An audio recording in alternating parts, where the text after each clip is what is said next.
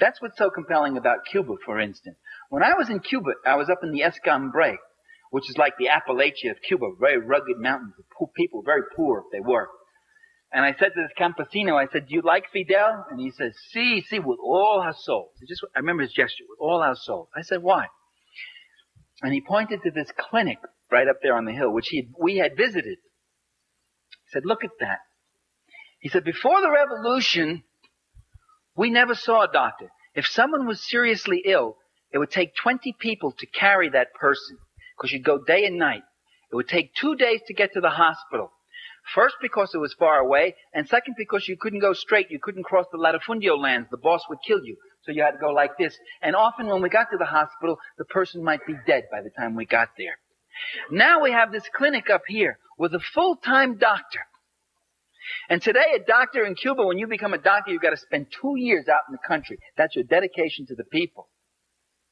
And a dentist who comes 1 day a week. And for more serious things, we're not more than 20 minutes away from a larger hospital. That's in the Escambray.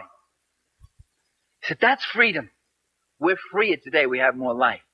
And I talked to a guy in Havana who says to me, before, all I used to see here in Havana, you call this drab and dull. We see it as a cleaner city. It's true, you got the paint is peeling off the walls, but you don't see kids begging in the streets anymore. And you don't see prostitutes. All we used to have was prostitutes. Prostitution used to be one of the biggest industries. And today, this man is going to night school. He said, I can read. I can read. Do you know what it means to be able to read? Do you know what it means to be able not to read? I remember when I gave my book to my father, I dedicated a book of mine, Power and the Powerless, to my father. I said, to my father with my love. Gave him a copy of the book. He opened it up, looked at that. He'd only gone to the 7th grade. He was a son of an immigrant, a working class Italian. And he opens the book and he starts looking through it. And he gets misty-eyed, very misty-eyed.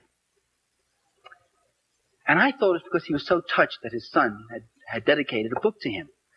That wasn't the reason. He looks up to me and says, I can't read this, kid. I said, that's okay, Dad. Neither can the students. I mean, that's not something. I mean, don't worry about that. I wrote it for you. I mean, it's your book, and you don't have to read it. You know, it's a very complicated book, an academic book. I said, yeah, I can't read this book. And the defeat that man felt. That's what illiteracy is about. That's what the joy of literacy programs is. That's why in Nicaragua you got people walking proud now for the first time. They were animals before. They weren't allowed to read. They weren't taught to read.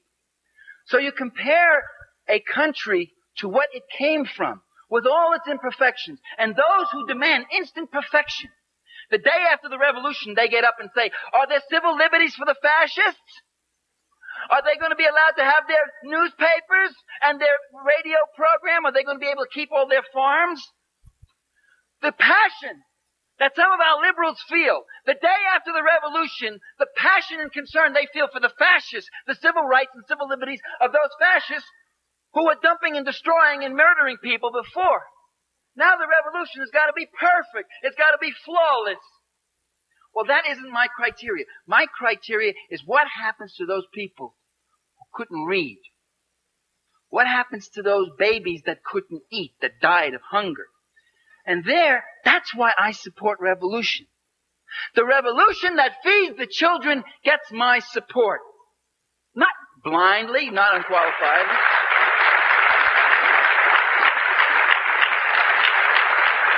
And the Reaganite government that tries to stop that kind of process, that tries to keep those people in poverty and illiteracy and hunger, that gets my undiluted animosity and opposition. So that was my answer to you.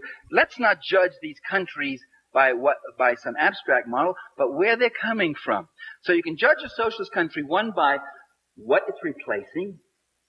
Two, you can judge it by comparing it to U.S. society. And there, in some areas, there's a higher level of production of goods and prosperity here, although it's very unequally distributed.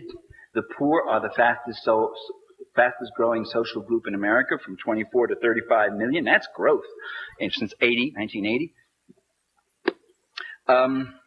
And three, you can judge a socialist country by an abstract model what you might ultimately want.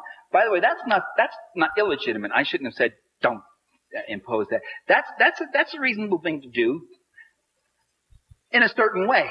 Not to damn the country and to be holier than thou, but to say that there are aspirations, there are new forms of social relations we hope we can move to someday. There are places the Nicaraguans may go if they don't have to give half of their income to their army to fight off the Contras. There's new improvements, new cultural forms, new political forms that might develop. In fact, it's fascinating in Nicaragua that there are those new political forms. So I would judge that way. And I would say that what we would do is look at socialist countries and look at the things about them that might be indeed very admirable and learn about them. The ignorance about existing socialism is abysmal on the left too. Learn about the People's Control Commissions in the Soviet Union, how they work. Learn about the ombudsman role of the press there. Learn about the function of trade unions. William Wimpensinghe, president of the International Association of Machinists, comes back and he says, what clout Soviet trade unions have.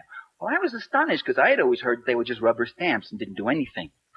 And he said, wow, what a role they play in production, in planning, and protecting the rights of workers. If we had that kind of clout, boy, we could really get results in our system. So there are a lot of things that are worthwhile, which we should learn about, which might be helpful to us as a historical experience that might be useful to us. And also look at the things we don't like and say, no, we don't want that. That would be my approach.